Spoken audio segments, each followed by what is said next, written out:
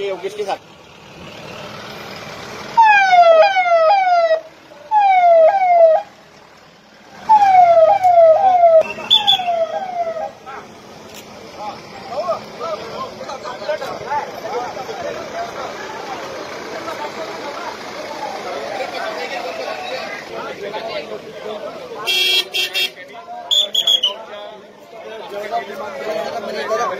हो गया लोकांचा दुजोरी या ठिकाणी झाला होता आणि एअर ॲम्ब्युलन्सच्या माध्यमातून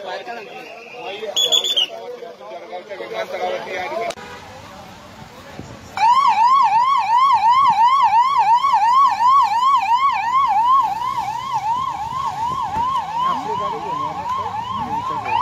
बघा, आपल्या सगळ्यांना माहिती आहे की काल आपल्या भुसावळ तालुक्यात जवळपास 90 ते 95 पर्यंत सगळे हे यात्री तिकडे गेलेले होते। 2 बस होते, तर त्याच्यातली एक बस ही दरीत पडली आणि जवळपास 44 लोक त्या बसमध्ये होते। त्याच्यातले 25 लोकांचा मृत्यू झालेला आहे। 16 लोकांची ट्रीटमेंट तिथे काठमांडूला तिथे सुरू आहे।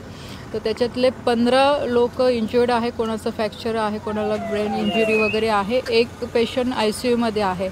पण ह्या सगळ्या कार्यामध्ये भारत सरकार आणि नेपाळचे सरकार, आपली तिथली एम्बेसीज पूर्णपणे तिथे त्या मिशनमध्ये लागलेले होते। खूप पटपट सगळ्या व्यवस्था झाल्या, काय की आमचं काल PMO मध्ये बोलणं करून सगळ्या व्यवस्था केली आणि आज एअरफोर्सच्या विमानाने आज ह्या सगळ्या 25 बॉडीजला आम्ही इथे आलेलो आहे। त्यामध्ये राज्य सरकारने खूप चांगलं सहकार्य केलेलं आहे आणि आता जी घटना घडलेली आहे तर मला असं वाटतं की नक्कीच त्याचं दुःख आपल्याला सगळ्यांना आहे। परत अशी घटना घडू नये आणि ह्या पद्धतीचे सगळे प्रिकॉशन आपण सगळ्यांनी म्हणजे यात्रेकरांनी पण घेणं आणि बस चालकांनी पण घेणं हे फार गरजेचं आहे।